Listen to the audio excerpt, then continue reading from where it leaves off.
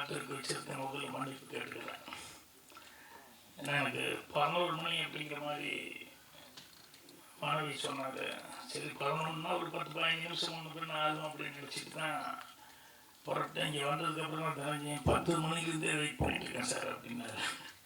அதுக்கப்புறம் ப்ரொடியூசர் பேசும்போது சொன்னார் 9:30லேருந்து எல்லோரும் இது பண்ணுறாங்க. சரி இவ்வளவு இத்தனை பேர்த்து இவ்வளோ நேரம் ஏன்னா சொன்ன டைமுக்கு வரணும் அப்படிங்கிறத எதுவுமே முயற்சி பண்ணுவேன். இன்றைக்கி ஏதோ டிலே ஆகிடுச்சு, அதுக்கு மன்னிச்சு.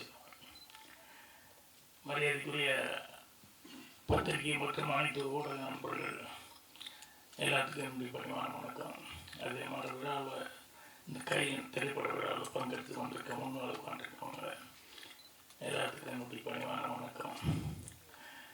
அவருக்கு நிறைய பொறுப்புகள் இருக்குது. அதில் தலைவர் இதில் தலைவர் அப்படின்ட்டு அந்த எல்லா பொறுப்பை விட சினிமா மேலே உண்மையான அபிமானம் உள்ள ஒரு நல்ல மனிதன் ராஜன் அப்படிங்கிறது அதுதான் எனக்கு பிடிச்ச ஒரு பொறுப்பு அவர்கிட்ட. ஸோ அவருக்கும் அதே மாதிரி தனஜெயன் அப்புறம் இந்த வாத்தியாரத்தை படிச்சிருந்தா எல்லாருமே எவனும் மக்கள் இருக்க மாட்டான், நல்லா படிப்பாங்க அளவுக்கு ஞான சம்பந்தன் அவர் முதல் கொண்டு இன்னும் மேடையில் உட்காந்துருக்க எல்லாத்துக்கும் என்னுடைய பணிவான வணக்கம் தெரிவிச்சுக்கிறேன்.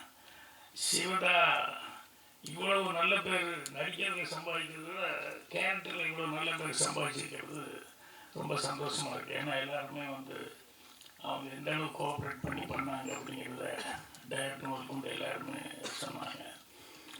ஸோ அவங்கள மாதிரியே நடிக்கிறவங்க ஹர்ஷா, ஹரி, இன்னைக்கு மியூசிக்கு அவங்க இன்னும் டெக்னீஷியன்ஸ் எல்லாம் இருக்காங்க. எல்லாத்துக்குமே என்னுடைய அட்வான்ஸு வணக்கத்தையும் அட்வான்ஸ் வாழ்த்துக்களையும் நான் தெரிவிச்சுக்கிறேன். ராஜன் சார் பேசிகிட்டு இருக்கும்போது உண்மையாகவே தமிழில் அந்த ஆர்வம் இருக்குது. அதில் தமிழ் பேர் வைக்கலையே அப்படிங்கிறத பற்றியெல்லாம் கொஞ்சம் பேசினார். நான் அப்படியே யோசித்தேன், நம்ம ஏதாவது அப்படி தப்பு பண்ணியிருக்கோமா அப்படின்னா டார்லிங்னு அந்த படத்துக்கு டைட்டில் ஒரு டார்லிங்கோடு விட்டுருந்தா பரவாயில்ல, டார்லிங் டார்லிங் டார்லிங் அழுத்தம் நிறுத்துமா. அது மட்டும் இல்லாமல் அதுக்கப்புறம் டாடி டாடின்னு பாட்டு வேறு தமிழ் படத்தில் டாடி டாடின்னு பாட்டு, அதில் ஹிந்தியும் பேட்டா பேட்டா மேரா பேட்டான்ட்டு இப்படி இதெல்லாம் என்னென்னா சினிமா ஜனரஞ்சகமாக இருக்கிறதுனால ஜனங்களுக்கு பிடித்தமானதாக செய்வோம் அப்படின்னு சொன்னாங்க ஒழிய மற்றபடி தமிழுக்கு மறுப்பா வேறு ஏதாவது செய்கிறோம் அப்படிங்கிறதால ஏன்னா தமிழ் தான் சோறு போட்டிருக்கு. அதனால் அவர் சொல்லும்போது அப்படின்னு நினச்சி பார்த்துக்கிட்டேன். அதுக்கப்புறம் ரொம்ப சினிமாவில் அவசியம் ஊச்சிருக்காருன்னு நினைக்கிறேன் கௌரவ நாராயணன். அவர் பேசும்போது அவர் இல்லாமையே சினிமா இன்றைக்கி என்ன சூழல் இருக்குது அப்படிங்கிறது ரொம்ப சொல்லிகிட்டு இருந்தார். அது தனஜெயன் அவருக்கு கவுண்டர் கொடுத்து பதில் சொல்லிட்டு இருந்தார் என்ன இதுன்ட்டு. என்ன ஒன்று அதில் என்னன்னா சில பேர் வன்மமாக எழுதுகிறாங்க, அது பாதிக்குது அப்படிங்கிறது. என்னை பொறுத்த வரைக்கும் என்னென்னா அந்த மாதிரி எழுதுகிறவங்களை இக்னோர் பண்ணிட்டு போகணும், அவ்வளோதான். என்னென்னா நல்ல படம் எடுத்தால் அதை ஓடாமல் யாருனாலையும் தடுக்கவே முடியாது. நல்ல படம் கண்டிப்பாக அது ஓடித்தான் தீரும். இப்போ ஒன்றும் இல்லை, ஒரு ஞானசம்பந்தன் சார் பேசும்போது அந்த டூரிஸ்ட்டு ஃபேமிலியை பற்றி சொல்லிட்டு இருந்தார். இந்த படம் வந்த நாள்லேருந்து எனக்கு நல்ல படம் எல்லாருமே நல்லா இருக்குன்னு சொல்லிட்டு இருந்தாங்க. நான் வெளியூர் அங்கேயும் இங்கேயும் சுற்றிக்கிட்டு ஊராக ஓடிட்டு இருந்தாங்க. அந்த படமே சரி இப்போ பார்த்தலான்ட்டு இருந்தேன். கடைசியில் பார்த்தா ஓடிடியில் ஒரு 5-6 நாளைக்கு முன்னாடி தான் பார்த்தேன். பார்த்தோன்னே அந்த டைரக்டர் கூப்பிட்டு பேசணும் அப்படின்னு சொல்லி மனைவிக்கிட்ட அந்த டைரக்டர்கிட்டே கொஞ்சம் பிடிக்கான்னு அந்த ஆள் இன்னும் இது வரைக்கும் கொடுக்கல எனக்கு. கேட்டால் அவர் பிஸியாக இருக்காரு, இவர் பிஸியாக இருக்கிறதுல அவர் பேர் சொல்லிட்டார். அவ்வளோ பிரமாதமாக அந்த படம் பண்ணியிருந்தேன். ரொம்ப நாளைக்கு அப்புறம் நான் மனசார பார்த்து அந்த படத்தை பார்த்துட்டு அவ்வளோ சந்தோஷப்பட்டேன். கோடிகளில் நம்பாமல் பெரிய ஆர்டிஸ்ட் பட்டாலும் நல்லா இருக்கணும் அப்படிங்கிறதெல்லாம் இல்லாமல் ரொம்ப யதார்த்தமான ஒரு கதையை மட்டுமே நம்பி ரொம்ப சிறப்பாக இருந்தார். ஸோ அந்த மாதிரி நல்ல படங்களாக இருந்தது அப்படின்னு சொன்னோம்னா என்ன விமர்சனம் வந்தாலும் விமர்சனம் எழுதுறோம் கண்டிப்பாக சில பேருக்கு சிலது பிடிக்கல அப்படின்னா அப்படி தான் எழுதுவாங்க. சில பேர் கங்காரம் கட்டிட்டு அதுக்குன்னு நம்ம திறமை காமிக்கணும்னு சில நேரங்கள் விமர்சனங்கள் அப்படி தப்பாக எழுதுவாங்க.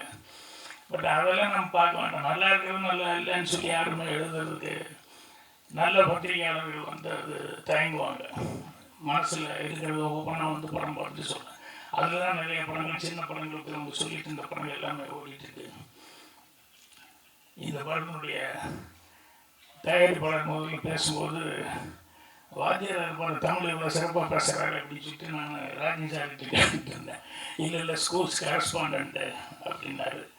அப்புறம் பார்த்தா அவர் பேசும்போது அவர் நடிக்க வந்ததுலேருந்து ஒவ்வொன்றா சொல்லி இந்த கட்சி அந்த கட்சின்னு இப்போ இந்த கட்சியில் தான் இருக்காருங்கிற மாதிரி கொஞ்சம் நேரம் வரைக்கும் ஒரு சின்ன சஸ்பென்ஸ் இருந்தது. அதுக்கப்புறம் கடைசியில் ஸ்டாலின் அவர்களுக்கு ரொம்ப நெருக்கமான முறையில் டிஎம்கே இருக்காரு.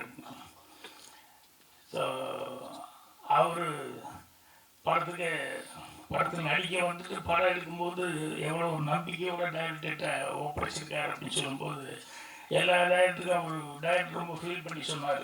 எல்லாத்துக்கும் அந்த மாதிரி ப்ரொடியூசர் கிடைச்சிட மாட்டாங்க. ஏன்னா காலையில் டிஸ்கஷன் 7:30 மணி 7:45 ஸ்டார்ட் பண்ணிடுவார் தேவர் ஃபிலிம்ஸில். 7:45 ஸ்டார்ட் பண்ணி டிஸ்கஷன் நடந்துகிட்ருக்கோம். ஏன்னா ஒரு நல்ல சீன் வந்தால் கூட வாட்சை பார்த்துக்கிட்டே இருப்பார் தேவர். அண்ணே ஒரு நல்ல சீன் இருடா மணி 8 தாண்ட போகுது இன்னும் ஃபோன் வரலையேன்னு பார்த்துருக்கேன் நீ வேறு அப்படின்பாரு. டக்குன்னு ஃபோன் அடிச்சிடுவேன். மாப்பிள்ள ஃபர்ஸ்ட் ஷாட் எடுத்துட்டீங்க மாப்பிள்ள, சந்தோஷம் மாப்பிள்ள அப்படின்னு சொல்லிட்டு நல்லபடியாக இருங்க. ஸோ முதல் ஷாட்டு 8 மணிக்கு எடுத்தே ஆகணும் அப்படிங்கிறது வந்து தேவனுடைய ஒரு இது. எந்த காரணம் ஆனால் அந்த 8 மணிக்கு ஃபோனில் வெயிட் பண்ணிட்டு இருந்து 8 மணிக்கு ஃபோன் வந்ததுக்கப்புறம் தான் அடுத்து நிம்மதியாக வேலை பார்ப்பார். ஸோ அந்த மாதிரி ஒரு ப்ரொடியூசரு. ஆனால் என்ன அவரை பொறுத்த வரைக்கும் இந்த ஒன்மேன் ஆர்மி மாதிரி ஒன்மேன் ஷோவாகவே இருந்துட்டு போயிட்டார். அப்படிய ஃபேமிலியில் இருக்கிறவங்கள வந்து இந்த சினிமாக்குள்ளே விடாமல் விட்டார். அதனால் அவ்வளோ பெரிய கம்பெனி வந்து பின்னால் வரும்போது பேர் சொல்கிற அளவுக்கு எல்லாம் போச்சுங்கிறது ரொம்ப வருத்தமாக இருந்தது. அந்த படம் தமிழ் இன்னொரு தடவை முதலிருந்து படிக்கும்போது எனக்கு இந்த கையிலேருந்து பேர் கேட்டது ஏன்னா நிறைய படங்களுக்கு தெரிய டைட்டில் வைக்கிற டைட்டில்லாம் பார்த்தா எங்கே தேடி எடுத்தாலும் சங்க காலத்தில் தேடி எடுத்தோம், அதில் எடுத்தோம், இதில் எடுத்தோம்னு சொல்லிட்டு ரொம்ப கஷ்டப்பட்டு தேடி எடுத்துருக்காங்க. அப்புறம் அன்றைக்கே ஒரு தடவை கேட்டுக்கிட்டேன் கையில் என்ன மீனிங் அப்படின்னு சொல்லிட்டு. கவலை இல்லாத மனிதன் அப்படின்ட்டு இன்னும் நேர்மையானவன் அப்படிங்கிற மாதிரி நிறையா சொன்னாங்க. ஸோ எல்லோரும் இந்த படத்தில் பேசினவங்க எல்லோரும் எவ்வளோ கஷ்டப்பட்டுருக்கோம், இந்த படத்துக்காக எவ்வளோ உழைச்சிருக்கோம் அப்படிங்கிறத அவங்க பேசுனதில் வந்து புரிஞ்சுக்கிட்டேன். அதனால் மீண்டும் ஒரு முறையில் நடித்தவங்க டெக்னீஷியன்ஸ் எல்லாத்துக்குமே அட்வான்ஸு வாழ்த்துக்களை வந்து தெரிவிச்சுக்கிறேன். நான் எனக்கு டெய்லர் அனுப்பிச்சுட்டாரு, நீங்கள் வர்றதுக்கு லேட் ஆகுதுன்னு சொல்லி வர்ற வழியில் பாட்டு வந்ததுங்கன்னு. அதில் சாராம்சமாக பார்த்தா போராட்டம் அப்படிங்கிறது தான் மெயினாக இருந்தது. அது இன்னும் ரொம்ப இந்த சுருதி சுத்தமாக தமிழில் ரொம்ப அழகாக தொகுத்து வழங்கிட்டு இருந்தாங்க. அவங்களுக்கு ஒரு பாராட்டு தெரிவிக்கணும். ஆமாம், அவங்க நல்லா பேசுகிறாங்களேன்னு பார்த்துக்கிட்டு இருந்தேன். திடீர்னு டைரக்டருக்கு ஒரு இன்ட்ரடக்ஷன் ஒரு கவிதை கொடுத்தாங்க பாருங்க, ரொம்ப பிரமாதமாக இருந்தது. ரொம்ப ரசித்தேன் நான். அது யார் எழுதுன்றது நீங்கள்? ஐயோ சரி, யார் எழுந்தால் ரொம்ப நல்லா எழுந்தீங்க, ரொம்ப நல்லா படிச்சிங்க நீங்கள். அது அந்த டைரக்டருக்கு ஒரு டானிக் கொடுக்குற மாதிரி ரொம்ப. ஸோ போராட்டம் அப்படிங்கிறது வந்து அதுதான் மெயின் அப்படிங்கிறது புரிஞ்சுக்கிட்டேன். போராட்டம் இல்லாமல் வாழ்க்கை இல்லை. அது போராட்டம்னு சொன்னோடனே என் குருநாதர்லேருந்து ஸ்டார்ட் பண்ணிட்டேன். எங்கள் டைரக்டர் ஃபஸ்ட்டு படம் 16 வயதில் அவர் இந்த மயிலுன்னு ஒரு கதையை வச்சுட்டு ரொம்ப நாள் அவர் சுத்தாத கம்பெனியில் போகாத இடம் இல்லை. என்எஃப்டிசிலேருந்து எல்லா இடத்துக்கும் எவ்வளோ போராட்டம் பண்ண முடியுமோ அவ்வளோ தூரம் போராடிக்கிட்டே இருந்தார் அந்த மயில் கதையை. அது கடைசியில் வந்து பொள்ளாச்சியிலேருந்து ஒரு தேங்காய் வியாபாரி ராஜ்கந்த் சார் அப்படின்னு சொல்லி அவர் வந்து தான் அவருக்கு வந்து விடிவு காலம் வந்தது. அது வந்தோடனே அதே மாதிரி ஃபஸ்ட்டு டே எல்லாம் கதையெல்லாம் சொல்லி எல்லாம் ஓகே ஆகி பாட்டு ரெக்கார்டிங்கெல்லாம் வந்துட்டு ஷூட்டிங் போகலான்னு புறப்பட்டு போனால் இங்கேருந்து கொள்ளைகால் பக்கத்தில் ஷூட்டிங் பெங்களூருக்கு போய் இறங்கி அங்கேருந்து போகணுன்னு போனேன். போய் இறங்கி எனக்கு அதுதான் ஃபஸ்ட்டு அட்வான்ஸ் கொடுத்தாங்க. ஒரு 150 ரூபா ராஜ்கிரண் சார். நம்ம தான் ஷூட்டிங் போகிறோம்னா நமக்கு என்ன அங்கே சாப்பாடு கிடைக்க போகுது, வேறு என்ன செலவுக்கு போகுதுன்னு அது வரைக்கும் எனக்கு டீ காஃபி எல்லாம் வாங்கி கொடுத்தாங்களே. அவங்களையெல்லாம் கூப்பிட்டு போய் வாங்கன்னு சொல்லி சினிமா கூப்பிட்டு போய் பிரியாணி எல்லாம் வாங்கி கொடுத்து எல்லாம் செலவு பண்ணிட்டு 5 ரூபாய் 10 ரூபாய் வச்சுக்கிட்டு போயிட்டேன். பெங்களூரில் போய் இறங்கணுன்னே ஷூட்டிங் கமலஹாசன் இல்லை, டேட் இல்லை, கேன்சல் ஆகி போச்சு அப்படின்ட்டான். கேன்சல்னு சொன்னோன்னே அது 5 ரூபா தான் வச்சுருக்கோம், என்ன பண்ண போகிறோம், ஊருக்கு போய் மெட்ராஸுக்கு போய் அப்படின்ட்டு. அதோட எனக்கு தெரியுது என்னென்னா ஃபஸ்ட்டு படம் எங்கள் டைரக்ட் பண்ணுறாரு. ஸோ அவருக்கு எப்படி எனக்கு எவ்வளோ போராட்டத்துக்கு அப்புறம் வந்து அந்த படத்துக்கான வாய்ப்பு கிடச்சிது. ஸோ அவ்வளோதான் கஷ்டப்பட்டு இது பண்ணிட்டு பயங்கர அப்செட் ஆகி உட்காந்துருந்தார். அப்புறம் ப்ரொடியூசர் வந்து அவருக்கு இல்லை பாரதி ஒன்றும் இல்லை அப்படின்னு சொல்லிட்டு எல்லாம் இருக்கிறது தான், நீ நல்ல கதை பண்ணிருக்க, அதெல்லாம் நம்பிக்கையோடு இன்னும் ஒரு 20 நாள் ஒரு 15 நாள் ஒரு மாதம் தள்ளி வர போகிற அவ்வளோதானே அப்படின்னாரு. ஸோ அதுக்கப்புறம் வந்து அந்த படம் எனக்கும் ஃபஸ்ட்டு அசிஸ்டன்ட் டைரக்டர். ஸோ அவ்வளோ பெரிய போராட்டத்துக்கு அப்புறம் அந்த படம் வந்து 16 அவ்வளோ பெரிய சக்ஸஸ் ஆச்சு. அதே மாதிரி அடுத்த படம் ரயில், அதில் நான் அசிஸ்டன்ட் டைரக்டர், அதுலேயும் அசிஸ்டன்ட் டைரக்டர். அந்த கடைசியில் கிளைமேக்ஸில் அந்த ஹீரோயின் சுதாகரி ராதியாவும் வந்து லாங் ஷாட்டில் தான் ட்ரெயின் நோக்கி ஓடி வர்றாங்க அப்படிங்கிற மாதிரி சொல்லி சஜஷனாக முடிகிற மாதிரி இருந்தது. அந்த ட்ரெயினில் வந்து புறப்படும் போது ஒருத்தர் ஏறிட்டாங்க, ஒருத்தர் ஏற முடியல, ஏறிக்குவாங்களா இல்லையா, ஜனங்க ஓடி வந்துட்டுருக்காங்கன்னு அந்த ட்ரெயின் கூடயே அந்த கம்பார்ட்மெண்ட்லேயே ஏறிடுவாங்களா இல்லையான்னு சொல்லி ஒரு டெவலப்மெண்ட்டு ஒரு 5-6 ஷாட் இருந்தால் நல்லாயிருக்கும், அந்த பொண்ணுக்கு ஒன்று இவருக்கு ஒன்று காம்பினேஷன் அந்த ஹீரோக்கும் அப்படின்னு சொல்லி டைரக்டர்கிட்ட ஒரு சண்டை. ஐயோ தெரியுது எனக்கு என்ன பண்ண முடியும், காசு இல்லை, போய் பணம் கட்ட முடியாது, இங்கே பர்மிஷன் கிடையாது, காஞ்சிபுரம் நாடி தான் போகணும் அப்படின்னு சொல்லிட்டு அவர் வேறு ரீரிகார்டிங் நடந்துக்கும் போது அந்த நேரத்தில் நாங்கள் இது சொன்னோம். உடனே அவர் ப்ரொடியூசர்கிட்ட அப்புறம் நான் போய் சொன்னேன், இது இருந்தால் நல்லா இருக்குங்க அப்படின்னு. அப்புறம் உடனே பணத்தை கட்டி நான் வரமாட்டேன், நீங்கள் பாலகுடனே போய் யூனிவர்ஸ் விட்டு நீங்கள் போய் எடுத்து வந்துருங்க அப்படின்னு. சரின்னு காஞ்சிபுரம் பக்கத்தில் ஷூட்டிங்கு அந்த 4 ஷாட் எடுக்கலான்னு சொல்லிட்டு இங்கேருந்து புறப்பட்டு போயாச்சு. போய் காஞ்சிபுரத்துலேருந்து அங்கே அந்த பஸ் ஸ்டேஷனுக்கு போய் காலையில் ட்ரெயினுக்கு போகலான்னு போய் அப்புறம் தான் தெரிஞ்சது கேமராமேன் விட்டு விட்டாங்க நிவாஸை. கேமராமேனே இல்லாமல் வந்தோடனே அப்புறமா தான் கேமராமேனு மெல்ல ஆஃபீஸுக்கு போயிருக்காரு. என்ன இங்கே இருக்கிற நிவாஸ் இங்கே வந்துருக்காங்க, வாட் அப்படின்னு இருக்காரு, ஷூட்டிங் போகலையான்னு அவங்க கேட்டிருக்காங்க. அப்புறம் தான் டைரக்டருக்கு எல்லாம் தெரிஞ்சிருக்கு. அப்புறம் நாங்கள் ஃபோன் பண்ணப்போ இந்த மாதிரின்னு, சரி வந்துட்டீங்க, அவர் அசிஸ்டன்ட் நிவாஸ் இருக்கார், அவரை வச்சு கேட்டுக்கோங்க அப்படின்னு சொல்லி சொன்னோடனே பாலகுரன் மெல்ல சொன்னார், இது பாரு பாக்கியம், எனக்கு அடுத்த படம் டைரக்ஷன் சான்ஸ் கொடுக்குறேன்னு சொல்லியிருக்கார் ராஜ்கிரண். நிவாஸ் வரல, இந்த அசிஸ்டண்ட்டு, இவனை வச்சு எடுத்து எதாவது தப்பு வந்துச்சுன்னா எனக்கு டைரக்ஷன் சான்ஸே போயிடும், நான் போய் காம்பவுண்டுக்கு வெளியே நிற்கிற ரயில்வே ஸ்டேஷனுக்கு வெளியே, நீயாச்சு நிவாஸ் ஆச்சு, நீங்கள் எப்படியாவது எடுத்துகிட்டு வாங்க அப்படின்னு சொல்லிட்டு அவர் ஓடிட்டார். அப்புறம் நிவாஸ்கிட்ட எப்படியாவது நம்ம எடுத்துகிட்டு போவோம் வந்தாச்சு அப்படின்னு சொல்லி நான் ஒரு தைரியமாக, அதுதான் 2வது படம், கர்நாடகத்தில் முடிஞ்சு 2வது படம். ட்ரெயின் வரும்போது 2 ஷார்ட்லாம் சொல்லி எல்லாம் ரெடி பண்ணியாச்சு, ட்ரெயின் வந்துட்டுருக்கு, ரெடி ஸ்டார்ட் பண்ணலாமா அப்படிங்கும்போது நிவாஸ் அவரை அப்துல்லா மேலே கேட்குறாரு, ராஜன் அப்ரேக்ஷர் எவ்வளோ வைக்கிட்டோம் அப்படிங்கிறாரு. போட்டாங்க அப்படின்னு எனக்கு நல்லா பயங்கர கோபம் வந்துச்சு. நானே புதுசு அசிஸ்டன்ட் ஆகிட்டு கேமரா பற்றி எனக்கு என்ன அது எங்கிட்ட போய் அப்ரேக்ஷரை பற்றி வைக்கிறது இஷ்டப்படி அப்படின்னு சொல்லி.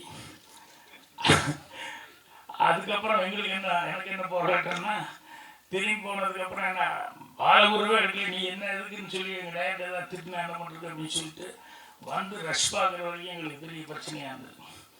அதுக்கப்புறம் ரஷ் பார்த்ததுக்கப்புறம் தான் ஏன்னா ட்ரெயினை வேறு ரொம்ப நேரம் நிற்க மாட்டேன் அப்படின்னு சொல்லி வந்து கொஞ்ச நேரம் தான் நிற்கும் அப்படின்ட்டான். நான் அது அந்த நேரத்தில் ஏதோ யோசனை பண்ணி அந்த ட்ரெயினில் அவன் நிற்கிறது மட்டும் முதல்ல எடுத்துகிட்டு ட்ரெயின் போகிற வரைக்கும் விட்டுட்டு அதுக்கப்புறம் அங்கே அந்த ட்ராக்கெல்லாம் ரிப்பேர் பண்ணுறதுக்கு ஒரு வண்டி மாதிரி வச்சுருப்பாங்க, ஒரு ட்ராலி மாதிரி. அதை கொஞ்சம் கொடுக்க சொல்லி அதில் கேமரா வச்சுக்கிட்டு இந்த ராடியை ஓடி வர்ற மாதிரி அந்த ஷாட்டெல்லாம் அப்படி எடுத்துக்கிட்டு டயத்துக்கு ஒரே ஆச்சரியம், எப்படி அதெல்லாம் இப்படி இருந்த ஃபஸ்ட் படம் 2வது இது போய் இப்படி எவ்வளோ கரெக்டாக எடுத்து வந்துட்டேன் அப்படின்னு சொல்லிட்டு. ஸோ அந்த மாதிரி சினிமா இருக்கும்போது இதெல்லாம் போராட்டமாக இருந்தது. அதே மாதிரி சூழலா சித்திரங்கள் டைரக்ஷன் பண்ணணும்னு சொல்லிட்டு எல்லாம் ரெடி ஆகிடுச்சு. நான் கன்னிபுரத்தில் முடிச்சுட்டு என்னோடய போர்ஷனை முடிச்சுட்டு நான் ஷூட்டிங்கு போகலாம் அப்படின்னு சொல்லிட்டு ஃபஸ்ட்டு படம் டைரக்ஷன் பண்ண போகிறேன். ப்ரொடியூசர் எல்லாம் ரெடி, சுதாகரத்துக்கு அழைச்சிட்டு வாங்கி எல்லாம் ரெடியாக வச்சுருப்பாங்க.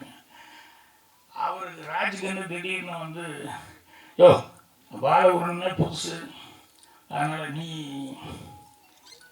இறையா அப்படின்னாரு. இல்லைங்க கால்சிட்டுலாம் வந்துருச்சு, அதனால் நான் போய் ஆகணும்னு ஒரே சண்டை.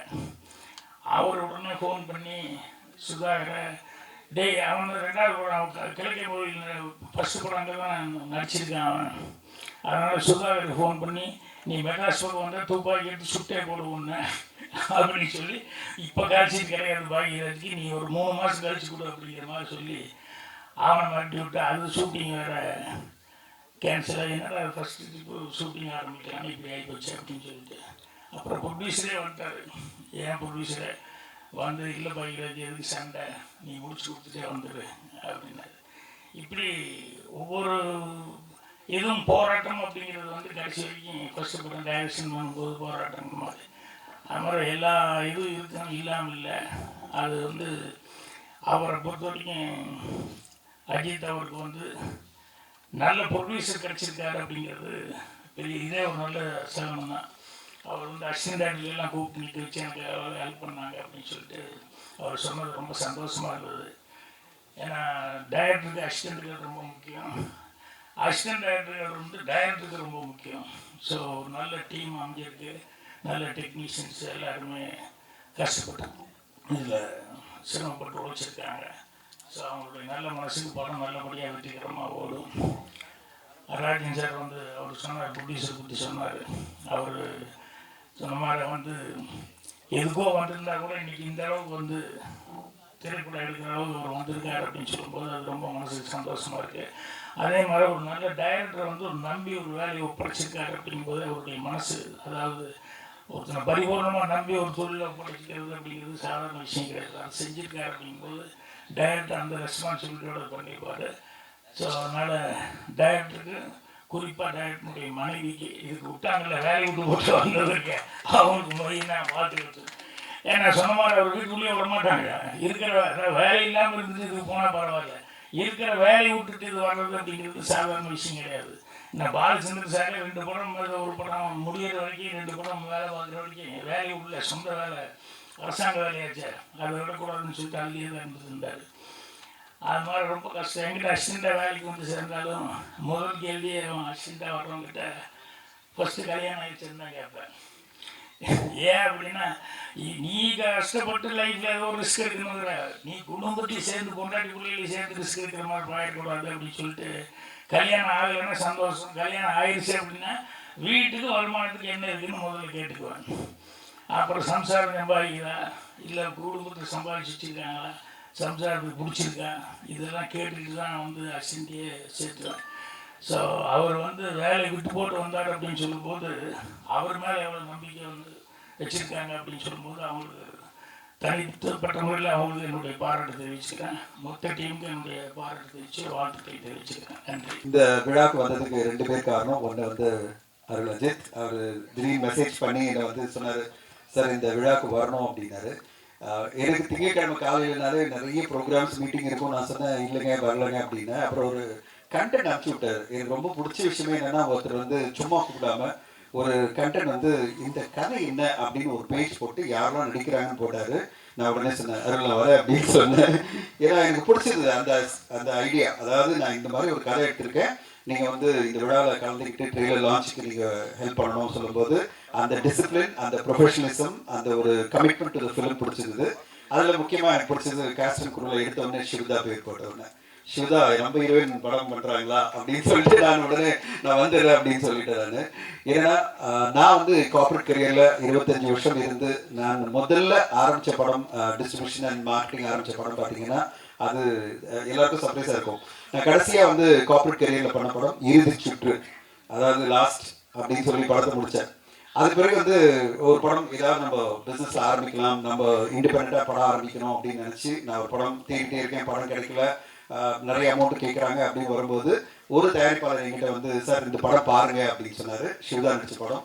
அந்த படத்தை பார்த்தோன்னே ரொம்ப பிடிச்சிருந்தது. அது வந்து ஜீரோ, அந்த படத்தினுடைய ஹீரோயின் தான் வந்து நான் சொன்னேன் இது இறுதி சுற்று படம் பண்ணிட்டு ஜீரோவில் ஆரம்பிக்க போகிறேன் அப்படின்னு நினச்சேன். பட் ஐ ஃபெல்ட் நைஸ், நல்லது. கடவுள் சொல்கிற மாதிரி தான். அதாவது இறுதி சுற்று கார்பரேட் கரியெல்லாம் முடிஞ்சிச்சு தம்பி, நீ வந்து இண்டிபெண்ட்டாக ஒரு பயணம் ஆரம்பிக்கணும், ஜீரோலேருந்து ஆரம்பிக்கணும் அப்படின்னாரு. அந்த ஜீரோனுடைய ஹீரோயின் வந்து சிவதா ரொம்ப அருமையாக அந்த படத்தில் நடிச்சிருப்பாங்க. ரொம்ப பிரமாதமான ஒரு பெர்ஃபார்மன்ஸ்.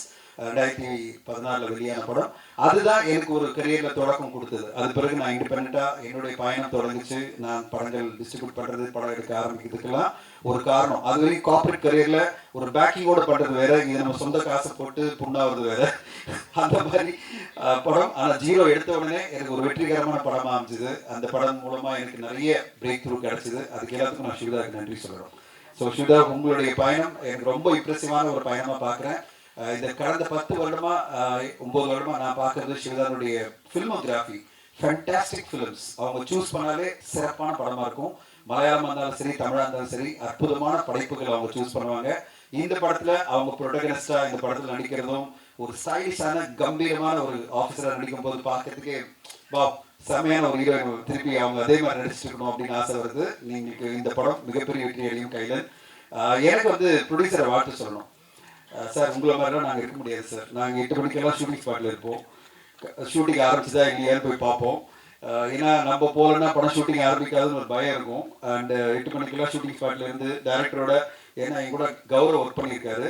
கௌரவ் வந்து நானும் கௌரவம் சேர்ந்து ஒரு சிகரம் தொரு அப்படின்ற வெரி பியூட்டிஃபுல்லான இண்டஸ்ட்ரியல் த்ரில்லர், அவர் கரியரில் one of the best film அவர் கொடுத்தது வந்து சிகரம் தொரு படம். விக்ரம் பிரபு அவர் நடித்த படம். அவருக்கு தெரியும் நான் எவ்வளோ ட்ரபிள் பண்ணுவேன்னு.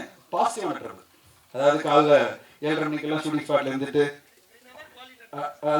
அதாவது இந்த ப்ரொடியூசர் வந்து உட்காந்துருவான். 7:30 மணிக்கெல்லாம் வந்து உட்காந்துருவான்.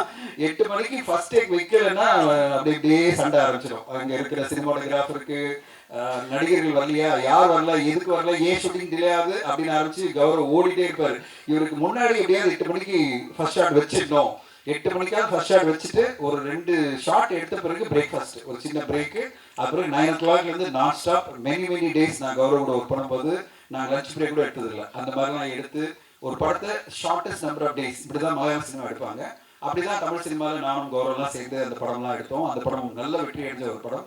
அவருடைய ஃப்ரஸ்ட்ரேஷன் எனக்கு புரியுது. 3 வருஷமா எப்படியெல்லாம் இங்கே கஷ்டப்படுறோம், இந்த சினிமா இண்டஸ்ட்ரி எப்படி இருக்குன்னு அவர் பேசுகிறாரு. அவர் ஒரு மிகச்சிறந்த இயக்குனர். அட் சேம் டைம் நடுவில் டைவர்ட் ஆகி நடிகர்லாம் போனார். நான் சொன்னேன், ஐயோ ஒழுங்காக கான்சன்ட்ரேட் பண்ணியா, நல்ல டேரக்டர் அப்படின்னு சொல்லிட்டே இருக்கேன். மிகப்பெரிய நடிகர்கள் கூடலாம் படம் எடுக்க முடியும். உதயநிதி ஸ்டாலின் சார் வச்சு ஒரு நல்ல படம்லாம் கொடுத்தாரு. நிறைய பெரிய படங்கள் பண்ணுங்கன்னு சொல்லிட்டு இருக்கேன். அவர் இன்னும் நடிக்கிறெல்லாம் போயிட்டு கொஞ்சம் டைவர்ட் ஆகிருக்காரு. பட் இந்த படத்தை தயாரிப்பாளர் வந்து நான் ஷூட்டிங் ஸ்பாட்டே போனேன்னு சொன்னோடனே அப்படியே என்னடா அது நம்மளுக்கு ஆப்போசிட்டாக ஒருத்தர் இருக்காரு, இது ரைட் அப்ரோச்சா, இது நம்ம அப்ரோச்சான்னு எனக்கு தெரியல. பட் அரசுகுமார் சார், உங்களோட நம்பிக்கைக்கு கோடிகள் வாழ்த்துக்கள். அஜித், செம்ம பிரச்சனை இருக்கு, ஒழுங்கு மரியாதை நல்ல படமாக கொடுத்துருங்க. இல்லைன்னா அவர் பெரிய அரசியல்வாதி, அப்புறம் வம்பா எடுப்பது, அப்புறம் என்ன நடக்குன்னே தெரியாது. இவ்வளோ நம்பிக்கை வச்சு உங்களை பண்ணுறாருன்னா அப்புறம் வச்சு செஞ்சிருவாரு. ஓகே, அதனால நல்ல படமா இன்னும் படம் பார்க்கலன்னு சொல்லிட்டாரு சார். எடிட்ல பண்ணலாம் சார். சார் இல்லை எடிட்ல பார்க்கலாம். நல்ல சிறப்பான படமா வரணும் அஜித், அதான் எதிர்பார்த்துட்டு இருக்கோம். இப்படி ஒரு தயாரிப்பாளர் நம்பிக்கையோட பண்றதுலாம் பெரிய விஷயம். அதெல்லாம் வந்து வாழ்த்து சொல்லணும். அண்ட் நான் படத்துக்கு ஷூட்டிங்கே வரலன்னு சொல்லி அந்த அளவு நம்பிக்கை ஒரு டைரக்டர் மேலே வச்சிருக்காரு. ஷூட்டிங் ஸ்பாட்டே வரல. அந்த படம் இவ்வளோ நம்பிக்கையா இந்த ட்ரெய்லர் பார்க்கும்போதே தெரியுது. அந்த நம்பிக்கைக்கு ஏற்ற மாதிரி தான் ட்ரெய்லர் ரொம்ப சூப்பராக இருக்கு. அண்ட் கண்டிப்பா இந்த படம் நல்லா வந்திருக்கும்னு நான் எதிர்பார்த்துட்டு இருக்கேன். கைலன் படத்தை பார்க்கறதுக்கு ரொம்ப ஆர்வமா இருக்கு. இந்த நேரத்தில் திடீர்னு சொன்னார், இந்த ரிவ்யூஸ் பத்தி எல்லாம் பேசினாரு. அதை பத்தி நான் கிளாரிஃபை பண்ணி ஆகணும். அண்ட் இது வந்து ஒரு சங்கமா எல்லா ஆஃபீஸ் பேரஸும் சேர்ந்து நிறைய படங்கள் பாதிக்கப்படுது. இது வந்து ரிவ்யூஸ்க்கு எதிராக கிடையாது. வன்மத்தோட ஒரு படத்தை வந்து பாதிக்கணும்னு நினைக்கிறவங்களுக்கு எதிராக தான் அந்த கோர்ட்டுக்கு போனதை தவிர மற்றபடி ரிவ்யூஸ் பண்றவங்களுக்கு எதிரெல்லாம் கிடையாது. ஏன்னா நம்மளுடைய ஊடக நண்பர்கள், நான் என்னுடைய பல யூடியூப்ல நான் சேனல்ல இன்டர்வியூல சொல்லியிருக்கேன், ட்ரெடிஷ்னல் மீடியா, நீங்கள்லாம் ட்ரெடிஷ்னல் மீடியா பல வருஷமா இருக்கிற ஊடக நண்பர்கள், பத்திரிகையில் எழுதுறவங்களும் ஆன்லைன்ல எழுதுறவங்களும் எல்லாருமே வந்து பல வருஷமா இந்த இண்டஸ்ட்ரியோட சார்ந்து இயங்குற நீங்கள்லாம் இந்த இண்டஸ்ட்ரிக்கு தூங்குங்கள், இந்த இண்டஸ்ட்ரியினுடைய பார்ட் அண்ட் பார்சல். இவங்களுக்கும் சினிமா இண்டஸ்ட்ரிக்கும் எந்த பிரச்சனையும் கிடையாது, உங்களுக்கும் சினிமா இண்டஸ்ட்ரிக்கு எந்த பிரச்சனையும் இல்லை. ஏன்னா நீங்க தான் நீங்க தான் ஆதாரமா இருக்கீங்க. திடீர்னு வந்து ஒரு யூடியூப் சேனல் ஆரம்பிச்சு திடீர்னு அவங்க ரிவ்யூ பண்ணி படங்களை பாதிக்கிறாங்கல்ல, அவங்கள அது கட்டுப்படுத்தணும் அப்படின்ற கோரிக்கையோட தான் நாங்கள் போனோம். கோர்ட்ல என்ன சொன்னாங்கன்னா, இதை வந்து எப்படி கட்டுப்படுத்த முடியும், ஏன்னா இது வந்து மிகப்பெரிய சிக்கலான ஒரு விஷயம், நீங்க கேட்கறது வந்து ஒரு சிக்கலான விஷயம், செலக்டிவா சில பேர் மட்டும் கட்டுப்படுத்துங்கன்னு பண்ண முடியாதுன்னு தான் அவங்க ரூலிங்ல சொல்லியிருக்காங்க. நீங்க எப்பவுமே இந்த இண்டஸ்ட்ரிக்கு ஆதரவா தான் இருக்கீங்க. நீங்க எல்லோருமே இந்த இண்டஸ்ட்ரிக்கு சப்போர்ட் பண்ணி ஒவ்வொரு படத்தையும் வந்து தாங்குறீங்க, ஒவ்வொரு படத்தையும் செலிப்ரேட் பண்றீங்க. அதனாலதான் இன்னைக்கு தமிழ் சினிமா அந்த பாதையில அழகா போயிட்டு இருக்கு. நாங்க எப்பவுமே ஒரு சக்சஸ் மீட் வச்சா அவங்களெல்லாம் கூப்பிடுறது இல்லை, உங்களை தான் கூப்பிடுறோம். நீங்க தான் இந்த படத்துடைய ஒரு சக்சஸுக்கு காரணமா இருக்கீங்கன்றது தான் உங்களை தான் நாங்கள் கூப்பிடுறோம். ஸோ அதனால ஒட்டுமொத்த ரிவ்யூஸ்க்கு எதிராக ஒரு கோர்ட்டுக்கெல்லாம் நம்ம போகல. நம்ம வந்து இந்த ஆக்டிவ் ப்ரொடியூசர் அசோசியேஷன் சங்கத்தில் நாங்கள்லாம் போனதே வந்து இந்த மாதிரி வன்மத்தோட யூடியூப் சேனல் உட்காந்துக்கிட்டு ஒரு படத்தை காலி பண்ணணும், ஒரு படத்தை மொத்தமாக ஒழிக்கணும்னு நினைக்கிற சில பேர் மட்டுமே நம்ம வந்து டார்கெட் பண்ணி கோர்ட்டுக்கு போக முடியாதுல்ல. அதனால அப்படி ஒரு கோர்ட்டுக்கு போனதுதான். ஸோ இன்னைக்கு கோர்ட்டில் வந்து என்ன சொல்லி இந்த மாதிரி பண்ண முடியாது சொல்லும்போது நம்ம ஒன்றும் பண்ண முடியாது. பட் ஆனால் அவங்க கிட்ட திருப்பி நாங்கள் வைக்கிற கோரிக்கை என்னன்னா, திரைப்படத்தை திரைப்படமாக பாருங்க, அந்த திரைப்படத்தை பார்த்தீங்க, பேசுனீங்களா, ரிவ்யூ பண்ணீங்களா, முடிச்சிருங்க. அது பிறகு தொடர்ந்து வன்மத்தோட அந்த படம் நல்லா சொல்லி 10 இன்டர்வியூல சொல்லி அந்த படத்தை வந்து ஒழிச்சிடாதீங்கன்றது தான் எங்களோட கோரிக்கை. இதுதான் நம்ம பண்ண முடியும். இப்போ திருப்பி நம்ம கோரிக்கை தான் வைக்க முடியும். ஏன்னா கோர்ட்டை இதுதான் சொல்லுது, நம்மளால கட்டுப்படுத்த முடியாத ஒரு விஷயம். அதனால அந்த கோரிக்கையோட கௌரவ அவர்களுக்கு நான் பதில் சொல்றேன். இதை வந்து ஒண்ணுமே பண்ண முடியாது, நாங்க மனசெல்லாம் இழக்கல. இது பண்ண முடியாத ஒரு விஷயம் சொல்லும் போது நம்மளும் வந்து கட்டுப்படுத்த முடியாது. பட் கோரிக்கை வைக்கலாம், எல்லோருக்கும் கோரிக்கை வைக்கலாம், சினிமாவை காப்பாத்துங்க. அப்படி இருக்கும்போது ஒரு சினிமாவை பார்த்து கௌரவ கேட்டு சொன்னார், இந்த மாதிரி இவ்வளோ பெர்ஸ்பெக்டிவ் இருக்கு, 5 பேருக்கு 5 பெர்ஸ்பெக்டிவ் இருக்கு அப்படின்னு சொல்லும்போது ஒண்ணுதான் சொல்ல விரும்புறேன், அதுதான் சினிமா. இங்க இருக்கிற ஒருத்தருக்கும் ஒரு பெர்ஸ்பெக்டிவ் இருக்கும் சினிமா பத்தி, உங்களுக்கும் ஒரு பெர்ஸ்பெக்டிவ் இருக்கும், அது தப்பே கிடையாது, அதுதான் சினிமா. சினிமா வந்து ஒட்டுமொத்தமா எல்லாரும் ரசிக்கிறதுன்றது ரொம்ப ரேரா நடக்கும். அதனாலதான் சில படங்கள் வெற்றி அடையுது. கடந்த வாரம் அந்த படங்கள்ல பாத்தீங்கன்னா மார்கன் அப்படின்ற படம் மிகப்பெரிய லெவலில் ரெஸ்பான்ஸ் வந்துட்டு இருக்கு. அதுக்கு முன்னாடி அந்த படத்துல பாத்தீங்கன்னா டிஎன்ஏ படத்துக்கு மிகப்பெரிய ரெஸ்பான்ஸ். அதுக்கு முன்னாடி நம்ம எல்லாருமே பேசுறது குடும்பஸ்தன் சொல்றோம், டூரிஸ்ட் ஃபேமிலி சொல்றோம். ஸோ ஒரு திரைப்படம் பல பேருக்கு பரவலா பிடிச்சிருச்சுன்னா, எல்லாருக்கும் பிடிக்கணும் அவசியம் இல்லை, பல பேருக்கு பரவலா பிடிச்சிருச்சுன்னா அந்த படம் கண்டிப்பா வெற்றி அடையும். அப்படிப்பட்ட ஒரு வெற்றியை நோக்கி தான் எல்லோருமே தயாரிப்பாளர்களும் உழைச்சிட்டு இருக்கோம். இந்த படமும் அதே மாதிரி ஒரு பரவலான மக்களுக்கும் போய் சேர்ற மாதிரி ஒரு நல்ல படைப்பா வரும்னு காத்திருக்கிறேன். ஸோ உங்க எல்லோருடைய சப்போர்ட்டும் இந்த படத்துக்கு கிடைக்கும்னு எதிர்பார்த்து thank you so much for the opportunity. Press media நண்பர்கள் எல்லாருக்கும் வணக்கம். முதல்ல பிடிஎஸ் அரசுகுமார் சாருக்கும் அருள் சாருக்கும் பெரிய நன்றி. இந்த படத்தில் எனக்கு ஒரு நல்ல முக்கியமான ஒரு வாய்ப்பு கொடுத்துருக்கீங்க. இந்த வருஷத்தோட என்னோட 2வது ரிலீஸ் இது கைலான். ரொம்ப எதிர்பார்த்துட்டு இருக்க படம், ஏன்னா ஒரு நல்ல அருமையான ஒரு கேரக்டர். அதுக்கு அரசுகுமார் சாருக்கும் அருள் சாருக்கும் பெரிய நன்றிகள். மேடையில் வந்திருக்க எல்லாருக்குமே ஜாம்பவான்களுக்கு முதல் கண் வணக்கம். ஒரு நல்ல கேரக்டர் கைலான், நல்ல படம் எதிர்பார்த்துட்டு இருக்கேன். கூட சீக்கிரம் நான் கேட்டுட்டு பாஜி சார் எப்பவுமே சார் எப்போ சார் ரிலீஸ், எப்போ ரிலீஸ், வந்துடும் கண்டிப்பாக வந்துடுவோம். இப்போது கௌரவ் சார் சொன்ன மாதிரியும் தனஞ்சயா சார் சொன்ன மாதிரியும் ஒரு படம் எடுத்து படம் கொண்டு வந்து திரை கொண்டு வந்து அந்த போராட்டங்கள் மிகப்பெரிய போராட்டமாக இருக்குது. அது எவ்வளோ வருஷமானாலும் கண்டென்ட் ஜெயிக்கும்ன்றது 100% உறுதி. ஆனால் என்ன நல்ல கண்டென்ட் நம்ம கொடுத்தாலுமே ப்ரொடியூசர் ஒரு படம் பின்னாடி வண்டிக்கு வாங்கி படம் வந்து எடுத்து ப்ரொடக்ஷன் பண்ணி படம் ரிலீஸ் பண்ணுறதுக்குள்ளே அது ஒரு வருஷம் ஆகுது, 2 வருஷம் ஆகுது, அதுக்கு வண்டி வருது. எனக்கு எல்லாமே ப்ரீ ப்ரொடக்ஷன் போஸ்ட் ப்ரொடக்ஷன் உட்காந்து என்னதான் நம்ம ஸ்கெட்சு போட்டாலுமே பப்ளிசிட்டிக்கு ஒரு விஷயத்தை ஓட்ட விட்டுறாங்க நிறைய படங்கள். அதில் தான் நிறைய படங்கள் அடிபடுது. கண்டென்ட்டாக இருந்தாலும் இல்லை வேர்ட் ஆஃப் மவுத்தில் படம் ஜெயிக்கிறோம். அது வந்து 100 படங்கள் 2-3 படங்கள் ஏற்படும். ஸோ அதே மாதிரி ஒரு நல்ல படங்கள் அமைஞ்சிருக்கு. ஸோ அதில் அந்த லிஸ்ட்டில் வந்து கைலான் கண்டிப்பாக இருக்குது. ஸோ ஹரி அவர் மற்றும் ஹர்ஷா, எடிட்டர் அஸ்வின் அவர்கள் எல்லாருமே நடித்த நிறைய பேருக்கு வந்து அருள் சார் வந்து நிறைய புதுமுகங்களுக்கு ஸ்ட்ராங்கான கேரக்டர்ஸ் கொடுத்துருக்காங்க. சார் ரொம்ப சந்தோஷம். என்ன நடந்தாலும் எவ்வளோ படங்கள் வந்தாலும் அஜித் சார் எவ்வளோ படங்கள் நடித்தாலும் டைரக்ட் பண்ணாலும் சரி, இது மாதிரி அப்கமிங் நிறைய ஆக்டர்ஸ்க்கு நிறைய கதாபாத்திரங்கள் கொடுக்கணும். ஸோ வேண்டிகிட்டு இருக்கோம்.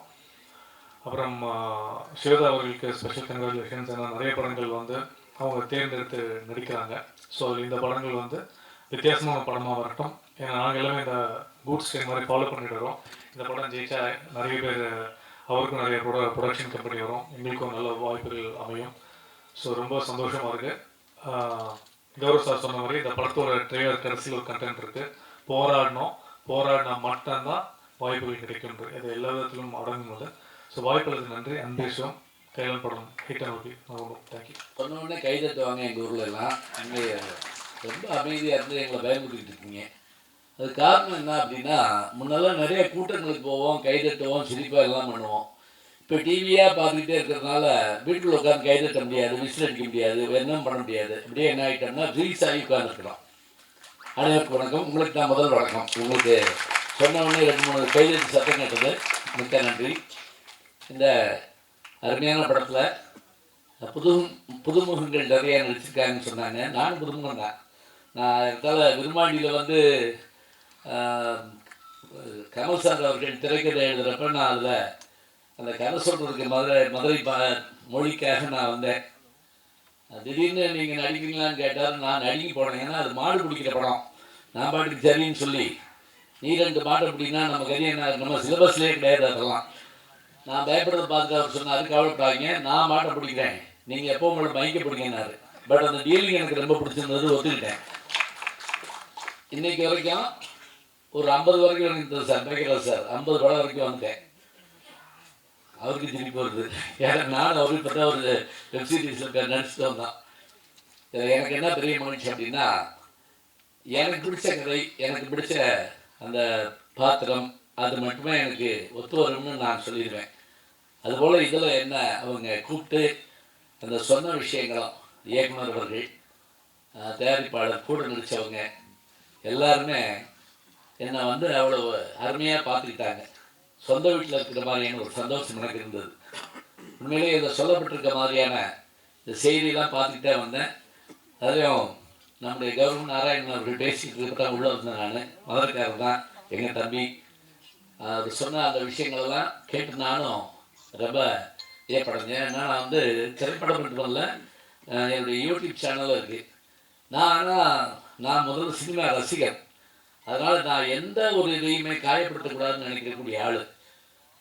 அப்படி இருக்கிறப்ப சில கடுமையான விமர்சனங்கள் வர்றப்ப நான் ரொம்ப வருத்தப்படுவேன். இது என்ன பண்ணுறது, என்ன செய்கிறது அப்படின்னு நினைப்பேன். இருந்தாலும் நல்ல ஒரு படம், நல்ல ஒரு திரைக்கதை, நல்ல ஒரு விஷயத்தை எல்லாரும் கொண்டு வந்து கொடுக்கணும். அதை எல்லாரும் எதிர்பார்த்துக்கிட்டு இருக்கோம்.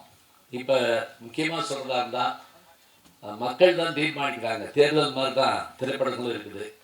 அதனால் இந்த படம், இதில் சொல்லப்பட்டிருக்க இந்த முன்கதை சுருக்கிற மாதிரி கொடுத்துருக்குறாங்க.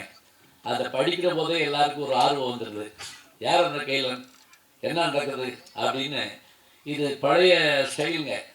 இந்த பாட்டு புத்தகம் போடுவாங்க திரைப்படம் பற்றி போடுறப்ப,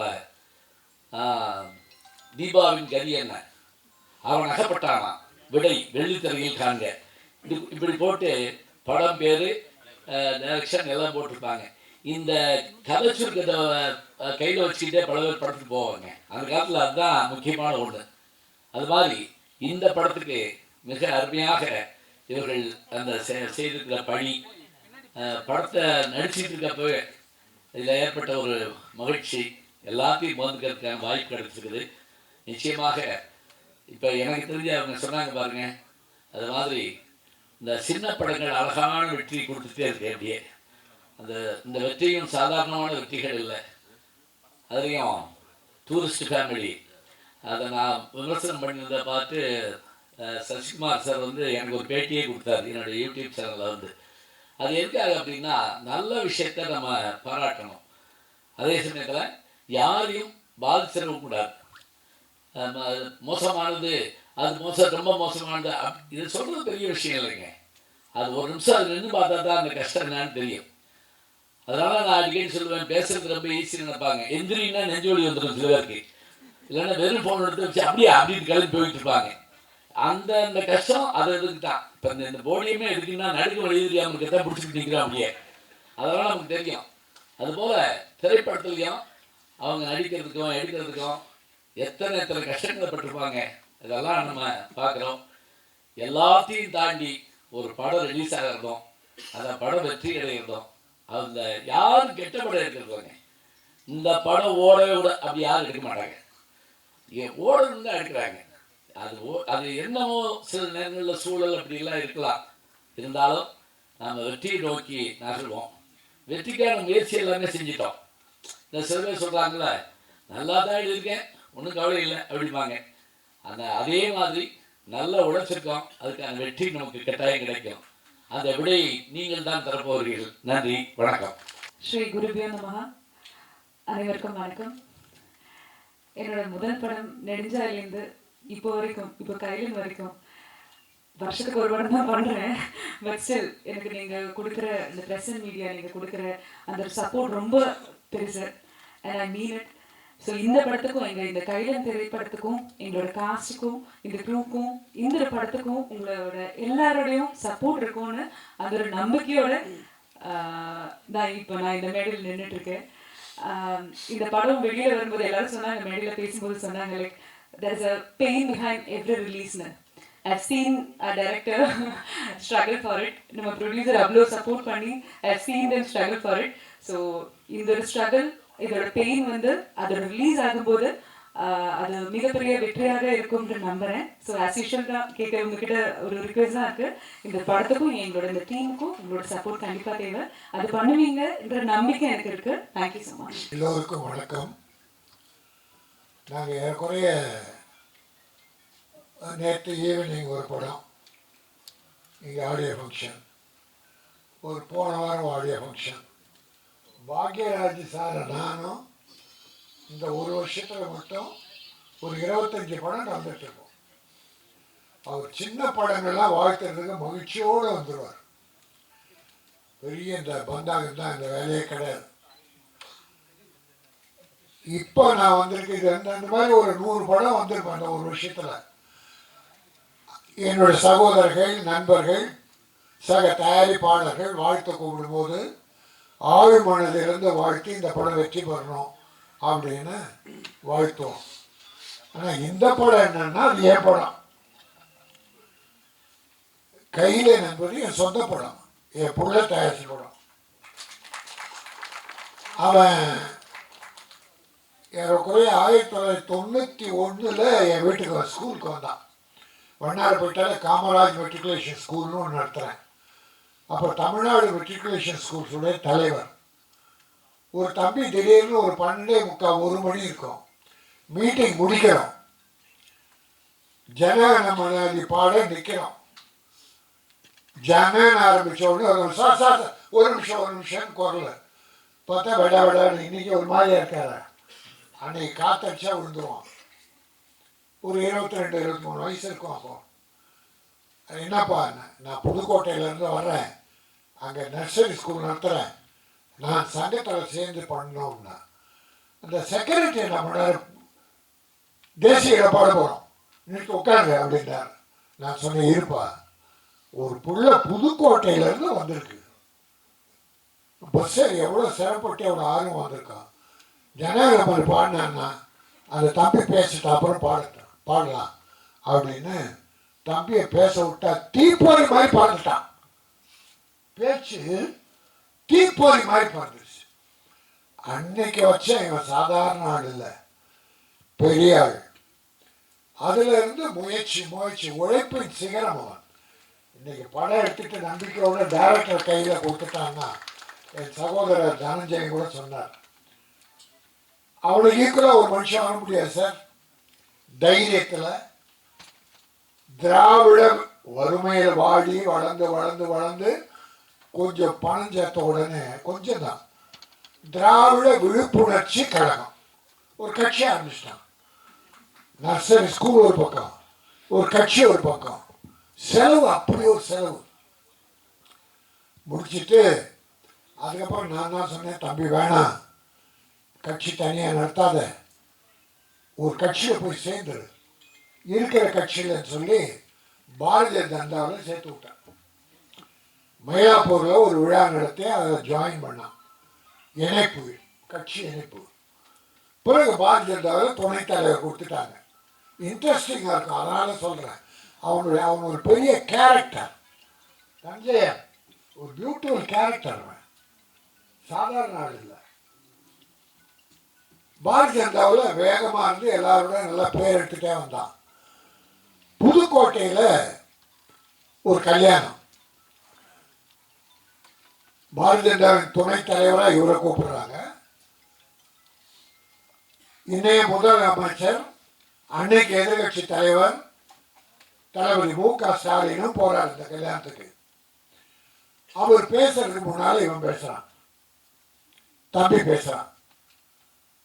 பேசும்போது என்ன பண்ணிட்டான், நாளைக்கு இந்த தமிழகத்தை ஆளக்கூடிய முதல்வராக வரக்கூடிய தகுதி படைத்த மு.க. ஸ்டாலின் அவர்கள்ட்டான். இவன் இருக்கிறது பாரதிய ஜனதா கட்சியுடைய துணைத் தலைவர். அவரு திமுக எதிர்கட்சி தலைவர், சட்டமன்ற தலைவர். இல்ல அந்த துணிச்சல் பாருங்க, யாருக்காவது வருமா? அன்றைக்கு செஞ்சாச்சு சார் நம்ம லைஃப். உடனே பாரதிய ஜனதா என்ன பண்ணுவாங்க, நீக்கிட்டாங்க. 2வது நாள் போன் வருது, நீ வந்து என்ன பாருன்னு மு.க. ஸ்டாலின் கூப்பிடுறாரு. இது நீக்கினார்னு ஒண்ணு அவர் கூப்பிடுறாரு. அந்த அன்பு உள்ளத்தை பாருங்க. நீ என் கட்சியில் வர்றேன்னு செய்தி தொடர்களை போட்டு இன்னைக்கு புரட்சி அவருக்கு வலதுகரமா இருந்து பல நல்ல காரியம் பண்ணிட்டு இருக்கான். நீங்க டிவி பேட்டியில பார்த்தீங்கன்னா மேக்சிமம் அவன் முதலமைச்சருக்கும் தமிழக அரசு சாதனைகளை எடுத்து சொல்றதுல அவ்வளோ போல்டா சொல்லிட்டு இருப்பான். இவை அந்த 2001 என் கூட இருந்தப்போ நான் படம் எடுத்துக்கிட்டு இருந்தேன். நம்ம ஒரு மாதிரிமா சின்ன போய்க்கலாதே தங்கமான தந்துச்சு. அப்போ கூட ஷூட்டிங்லாம் வருவான். அன்னைக்கு என்ன ஒரு மெம்பர் ஆக்குங்க, படம் எடுக்கணும்னா. அப்பா கொஞ்சம் இரு, இப்போ வேணாங்க. இல்லைன்னா அப்போ நான் ப்ரொடியூசர் கவுன்சிலில் மெம்பர் ஆக்கி விட்டேன். பிறகு நான் விநியோக சங்க தலைவராக 2000 போட்டி போடுறேன். அப்போ அங்கே ஒரு தலைவர் சர்வாதிகாரம் சினிமாவே ஆட்டி படைக்கிறார். 17 வருஷமா அவரே தலைவர். ஒருத்தம் கூட நாமினேஷன் வாங்க முடியாது, க்ளோஸ். அப்போ நான் போய் முதல் முறையை போட்டி போட்டப்போ என் கூட இருந்து ஒரு 20 பேரை கூப்பிட்டு வந்து என் பக்கத்திலேயே இருப்பான். எனக்கு பெரிய பாதுகாப்பு. பிள்ளையா மட்டும் இல்லை, ஒரு பாதுகாப்புலாம் ஜெயிச்சேன். அப்போதான் விநியோக சங்கத்துடைய மாற்றம் வந்தது. இப்போ அங்கே மறுபடியும் தலைவராக இருக்கேன். ஆக அந்த அளவுக்கு என்னோடு என் பிள்ளையாக ஐக்கியமாகி என்னுடைய நலனில் பெரிய அக்கறை கொண்ட என் தம்பி இன்னைக்கு அவன் நினைச்சதை சாதிச்சிருக்கான். என்னைக்கு 25 வருஷத்துக்கு முன்னால அண்ணே நான் ஒரு படம் எடுக்கணும் அப்படின்னு சொன்னவன் இன்னைக்கு ஒரு படத்தை டைரக்டர் நம்பி யாருமே கொடுக்க மாட்டாங்க, தனஞ்சய் சொன்ன போல. ஆனால் இப்படிப்பட்ட டைரக்டர் அடைய மாட்டாங்க. கௌரவம் நாராயணன் இப்படி ஒரு டைரக்டர் கிடைக்க மாட்டாங்க. எங்க ப்ரொடியூசர்ஸ்ல 75% நடுத்தரில் நிக்கிறதுக்கு பல டைரக்டர் நிற்கணும். அது தெரியுமா உங்களுக்கு? இல்ல உங்களுக்கு தெரியுமான்னு கேட்டேன். நீங்க இல்ல. ஏன்னா நம்பி விடணும்னா யார்கிட்ட விடணும்? எங்க தனஞ்சயன் ஏன் போய் உட்கார்றாரு? நிறைய நல்ல டைரக்டர், அதுவும் இப்போ வர தம்பிங்க ரொம்ப அற்புதமா பண்றாங்க. அவங்க சிந்தனைகள்லாம் சிறப்பா இருக்கு. அந்த செலவுகள் தான் ஓவரா இருக்கு. 5 கோடியில படம் முடிக்கலாம், 9 கோடிக்குள்ள முடிச்சிடுறாங்க. ப்ரொடியூசரை ரிலீஸ் பண்ண முடியாம அவஸ்தைப்படுறாங்க. இந்த படம் பாருங்க, தமிழ் பெயர். இன்னைக்கு எல்லா படமும் ஆங்கில பெயர். எந்த படம் எடுத்தாலும் ஆங்கிலம் 75% வருது. அன்னைக்கு முத்தமிழறிஞர் டாக்டர் கலைஞர் என்ன பண்ணாரு, அப்போ டைட்டில் தமிழில் வந்துகிட்டே இருந்தது இங்கிலீஷில். அவர் பார்த்தா எப்படி இவங்களை திருத்துறதுன்னு, தமிழில் பெயர் வைத்தால் 3 லட்சம் மானியம். சார் எல்லாரும் தமிழுக்கு வந்துட்டாங்க சார், இங்கிலீஷ் ஆனது சார். இப்போ இன்னைக்கு பார்த்தா 75% 75% ஆங்கிலத்தில் பெயர் வைக்கிறாங்க.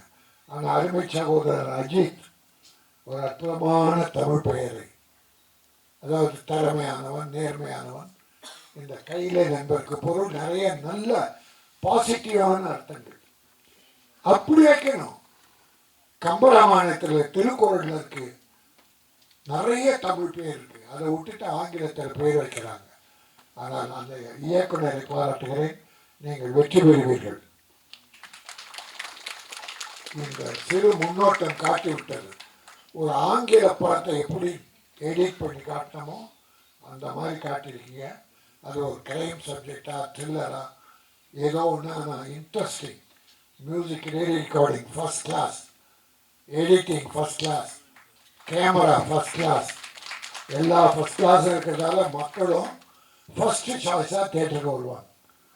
இன்னைக்கு எவ்வளோ நல்ல சின்ன படங்கள் வெற்றி பெறும், பெரிய படங்கள்லாம் தோல்வி அடையுது. இந்த 5 வருஷம் நான் கணக்கு சொல்லிட்டு இருக்கேன்.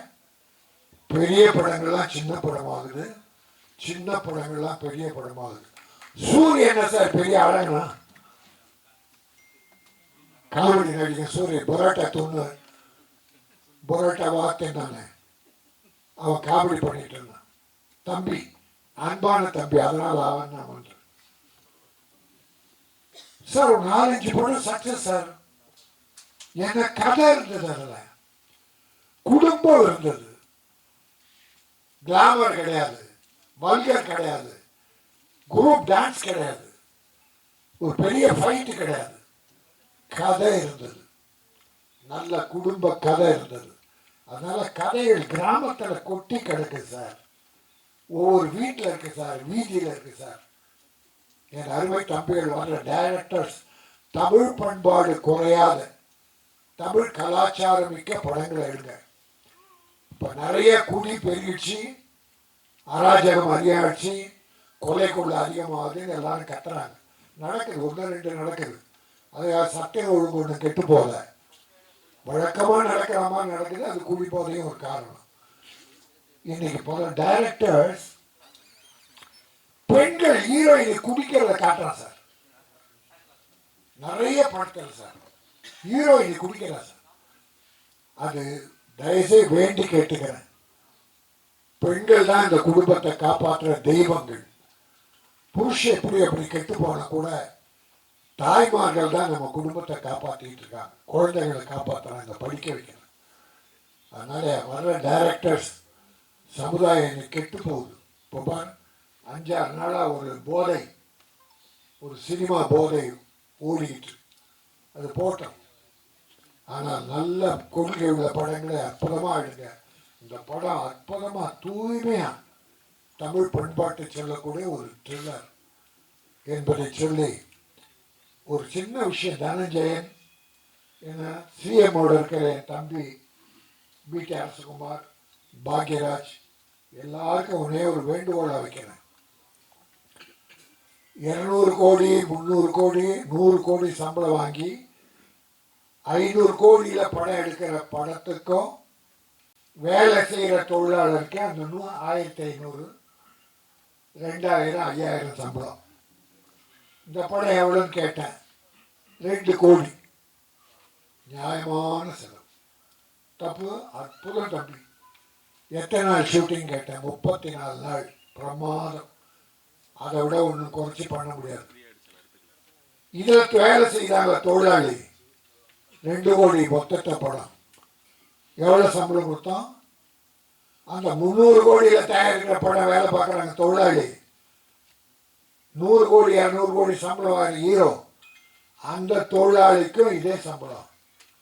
இந்த 2 கோடியில் படம் எடுக்கிறவங்களும் ஒரே சம்பளம். சரி, 500 கோடியில் எடுத்த படம் தியேட்டரில் போகும்போது 150 ரூபா டிக்கெட்டு, 100 ரூபா டிக்கெட்டு. இந்த கையில் எனக்கு 200 ரூபா 100 ரூபா டிக்கெட்டு, 150 ரூபா. எப்படி ஏழைங்க படம் பார்க்க வருவாங்க இந்த படத்துக்கு? அதனால் மாண்புமிகு தமிழக முதல்வரை இதை நான் ஒரு ஒரு ஒரு தவறாக சொல்லலை, ஒரு வேண்டுகோளா. தொழிலாளிக்கு இப்போ இருக்கிற சம்பளம் இருக்கட்டும், இந்த 300 கோடி 400 கோடி படத்தை கொஞ்சம் ஏற்றி கொடுங்க. சினிமாவில் சின்ன படங்களுக்கு 60 ரூபா டிக்கெட்டு, 80 ரூபா டிக்கெட்டு. அப்படி ஆக்கினா ஏழைங்க உள்ள வருவாங்க, படம் பார்ப்பாங்க. அப்போ சின்ன ப்ரொடியூசர் வாழ்வாங்க. இப்போ என் தம்பி இந்த படம் ஜெயிக்கும், போட்ட படம் வரும், அவன் திரும்பி இன்னொரு படம் எடுப்பான். அவன் தொடர்ந்து இனிமே படத்தை விட மாட்டான். படம் எடுப்பான், சாதிப்பான், மிகப்பெரிய ப்ரொடியூசர் பெயர் எடுப்பான். நான் அவன் கூட சின்ன வேஷத்தில் நடிப்பேன். கொடுத்தியா? இந்த கைலன் மிகப்பெரிய வெற்றி பெற வேண்டும். இதில் நடித்தவர்கள் பாரு, நிறைய படத்தில் ஹீரோயினிங்க வரவே மாட்டாங்க ஆடியோ ஃபங்க்ஷனுக்கு. இதில் நடித்த நடிகையெல்லாம் வந்திருக்காங்க. உங்களை நான் வாழ்த்துகிறேன். போகணும் படம், நீ நடித்த படம்னா அந்த ப்ரமோஷனுக்கு போகணும். ஹீரோயின் நான் போக மாட்டேன், அதுக்கு பணம் கேட்குறாங்க சார். சம்பளம் வாங்குறது டப்பிங் முன்னால் சம்பளம் வாங்கிடுறான். ப்ரொடியூசரை கேடு கட்டாலும் பரவாயில்ல, எனக்கு நீ டப்பிங் முன்னால் பணத்தை விட்டுன்னு வாங்கிடுறான். ப்ரொமோஷன் கூப்பிட்டா அதுக்கு 5 லட்சம் 10 லட்சம் கேட்குறாங்க. இந்த அக்கிரமெல்லாம் ஒழியணும், நல்லது நடக்கணும், சினிமா செழிக்கணும், ஆடியன்ஸுக்கு நல்ல படங்களை கொடுக்கணும். அந்த வரிசையில் கைலன் மிகப்பெரிய வெற்றி பெற்று சாதனை படைக்கணும். என் தம்பி பிடி அரசகுமார் அரசியல்வாதியாக மட்டுமல்லாமல் ஒரு நல்ல தயாரிப்பாளராக வளரும். என்னுடைய வாழ்த்துக்கள். நன்றி, வணக்கம். எல்லாருக்கும் வணக்கம். இன்னைக்கு வந்து ரொம்ப முக்கியமான ஒரு நாள் எங்கள் எல்லாருக்குமே, அண்ட் ரொம்ப ஸ்பெஷலான ஒரு நாள். இன்னைக்கு கைலனோட ட்ரெய்லர் அண்ட் ஜூலை 25 இந்த படம் ரிலீஸ் ஆகுது. எல்லாரும் சொன்ன மாதிரி நிறையா ஹார்ட் ஒர்க், நிறைய பேரோட பேஷன் அண்ட் லவ் இந்த படத்தில் இருக்குது.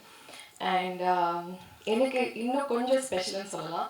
பிகாஸ் எல்லா ஆக்டர்ஸுக்குமே ஒரு கனவு இருக்கும் பொதுவாக. நம்மளை வந்து பெரிய ஸ்க்ரீனில் பார்க்கணுன்ற ஒரு கனவு. எனக்கு நான் ஒரு 2-3 படம் பண்ணியிருக்கேன். அண்ட் இப்போ வந்து ஒரு சாலிடான ஒரு கேரக்டர் கொடுத்து ஒரு ஸ்க்ரீன் ப்ரெசன்ஸ் கொடுத்து வர படம் எனக்கு படம் கைலன் தான். ஸோ அதுக்கு I am very very thankful to the director. And audition பண்ண போனப்போ எனக்கு பெருசாக ஒர்க் எக்ஸ்பீரியன்ஸ்னு இல்லை. அது எதுவுமே பார்க்காம ஃபுல்லாக ஆடிஷன் மட்டும் பார்த்து ஓகே இவங்களால பண்ண முடியும்ன்ற ஒரு நம்பிக்கையோடு எனக்கு இந்த ரோல் கொடுத்ததுக்கு ரொம்ப thanks sir, Ajith sir. And my extended gratitude to the producer sir. Thank you for making me part of this film. And everyone who I worked with, thank you so much for being so kind and so generous. உண்மையிலே ரொம்ப ஸ்பெஷலான co-actors. And உங்களுக்கு கண்டிப்பாக பாடம் பிடிக்கும்னு நம்புகிறேன். Thank you so much. ஒன்றும் இல்லை, இந்த ஜிஎஸ்டி வரி வந்த உடனே தமிழ்நாடு பூரா, இந்தியா பூரா, வேறு எந்த மாநிலத்திலும் 8% டேக்ஸ் கேளிக்கை வரின்னு தமிழ்நாட்டில் மட்டும்தான் போட்டாங்க. மீதி இந்தியாவில் எந்த மாநிலத்திலும் இல்லை. அதை நம்ம முன்னால் இருந்த ஆட்சியில் நம்ம ப்ரொடியூசர் கவுன்சில், சினிமாவில் சார்ந்த சங்கங்கள் எல்லாம் வேண்டுகோளை வச்சோம். சினிமா டிக்கெட் விலை ஏறி போச்சு, சினிமா சரியாக இல்லை, இந்த 8% தனியாக வேறு வாங்குறீங்க, அதனால் அதை விட்டால் சினிமா நல்லா இருக்கும், அதனால் அந்த 8% கேளிக்கை வரி எடுக்கணும் அப்படின்னு நீண்ட நாள் கோரிக்கை. அந்த ஆட்சியில் ஒன்றுமே பண்ணலை.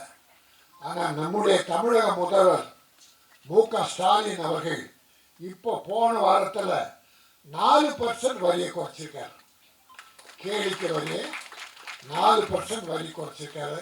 இன்னும் இருக்கிறது போக போக அந்த பர்சன்ட் கூட குறைக்க வேண்டும் என்ற வேண்டுகோளை வச்சு அவர் எல்லாரும் ஒரு கிளாப் பண்ணி தமிழக முதல்வருக்கு நன்றி தெரிவிக்கணும். ஏன்னா என் தம்பியுடைய படம், அந்த படத்துக்கு அவருக்கு நிறைய உரிமை இருக்குது. இந்த படத்தில் நம்ம நன்றி சொல்கிறது சரியாக இருக்கும் என்பதால் மாண்புமிகு தமிழக முதல்வர் மு.க. ஸ்டாலின் அவர்களுக்கு கேளிக்கை வரை 4% குறைத்த காரணத்தால் அவருக்கு சினிமா உலகம் நன்றி தெரிவிக்கிறது. பூந்தமல்லியில் ஏறக்குறைய ஒரு 250 கோடியில் ஒரு சினிமா சிட்டி கட்டிக்கிட்டு இருக்கார், ஆரம்பிக்கிறார். அதுக்கு நாம் நன்றி தெரிவிக்கிறோம். நன்றி. அனைவருக்கும் வணக்கம். மேடையில் வீட்டில் என் குடும்பத்தாருக்கும் கீழே வீட்டில் குடும்பத்தை பாதுகாப்பவர்களுக்கும் கோடான கோடி நன்றியோடு வணக்கம். இந்த படத்தோட ட்ரெய்லரில் கடைசி ஒரு சேயிங்ஸ் வரும், போராடினா தான் எல்லாமே கிடைக்கும்னு. இங்கே சினிமாவில் ஒரு கதையை கிரியேட் பண்ணுறதுக்கு போராடணும், அந்த போராட்டத்தோட அந்த கதைக்கு ஒரு ஹீரோ பிடிக்கிறதுக்கு போராடணும், அதோட அதை வெளியே கொண்டுறதுக்கு ஒரு ப்ரொடியூசர் பிடிக்கிறதுக்கு போராடணும். இதெல்லாம் போராடி ஒரு ரிலீஸ் டேட்டுக்கு ஒரு போராடணும். அதுவும் போராடி கடைசியில் தேட்டருக்கு வரும்போது எல்லா பேருமே மார்க் போட ஆரம்பிச்சிடுறாங்க. இங்கே இருக்கிற எங்கள் குடும்பத்துக்காரங்க மார்க் போடும்போது அதை வந்து நாங்கள் வந்து ரொம்ப மதிக்கிறோம், அதை வந்து ரொம்ப ரொம்ப ரொம்ப வரவேற்கிறோம். ஆனால் இன்னைக்கு தேட்டருக்குள்ளே வர்ற ஆடியன்ஸ்லேருந்து, தேட்டரில் இருக்கிற ஆப்ரேட்டர்லேருந்து, தேட்டரில் பாப்கார்ன் விற்கிற ஆள் வரையும் எல்லா பேருமே ஒரு ஃபோன் வச்சுக்கிறாங்க. அந்த ஃபோனில் மார்க் போட ஆரம்பிச்சிடுறாங்க. சத்தியமாக எல்லாருமே மார்க் போட்டாங்கன்னா யாருக்கு தான் படம் எடுக்கிறதுன்னு தெரியாமல் தான் படம் எடுத்துகிட்டு இருக்கோம் ஒரு போராட்டத்தோட. ஸோ இதுக்கு வந்து இப்போ நடப்பு தயாரிப்பாளர் சங்க தலைவர்கள்லாம் இருக்கிறாங்க. அவங்களும் ஒரு கோர்ட்டுக்கு போனாங்க. அது வந்து கோர்ட்டில் வந்து அது சாதகமாக அந்த தீர்ப்பு வரலன்னு நினைக்கிறேன். பட் இதோட நீங்கள் சோர்ந்து போகிறாதீங்க சார். போராட்டம் என்பது இப்போ இந்த படத்தில் வந்த மாதிரி தான். நம்ம போராடிக்கிட்டே இருக்கணும். அந்த போராட்டத்துக்கு என்றைக்காவது ஒரு நாள் ஒரு நியாயம் கிடைக்கும். போராடுங்க சார் திரும்ப. ஸோ கமிங் டு த கைலன் பாயிண்ட், இப்போது டைரக்டர் அஜித் இத்தனை போராட்டத்துக்கு அப்புறம் தான் இந்த ஸ்டேஜில் உட்காந்துருக்காரு. ஸோ ஒரு கைதட்டலாம் அவருக்கு. ஏன்னா ஒரு முதல் படம், அதான் முதல் காதல், முதல் முத்தம் மறக்க முடியாது. அதே மாதிரி ஒரு முதல் படம், முதல் மேடை. அவர் எந்த மனநிலையில் உட்காந்துருப்பார், என் பக்கத்தில் உட்காந்துருக்கும் போது எந்த மனநிலையில் இருந்தாருன்றது எனக்கு தெரியும். எக்ஸாம் எழுதிட்டு 12th எக்ஸாம் எழுதிட்டு பாஸாக ஃபெயிலாக கன்ஃபார்மாக பாஸ் தான். அது டிஸ்டிங்ஷனில் வந்துருமா? ப்ரொடியூசர் சொல்லிட்டாரு ஈஸியாக, எனக்கு எதை பற்றியும் கவலை இல்லை, நான் உட்காந்துருக்கேன் அப்படின்ட்டாரு. ஆனால் ஒரு இயக்குனரால் அது உட்கார முடியாது சார், கன்ஃபார்மாக. அந்த இயக்குனருக்கு என் மனமார்ந்த வாழ்த்துக்கள். அண்ட் தென் இன்னொன்று, இன்னைக்கு பெரிய படம் சின்ன படம் அப்படின்றது வந்து மக்கள் முடிவு பண்ணுறாங்க. கீழே உட்காந்துருக்கிற நமது மதிப்புக்குரிய பத்திரிகையாளர்கள் முடிவு பண்ணுறாங்க. ஏன்னா இன்னைக்கு ஒரு தேட்டருக்காரனா நான் க்ளீனாக ரொம்ப ஹாப்பியாகவே சொல்லுவேன், content wins, only content wins.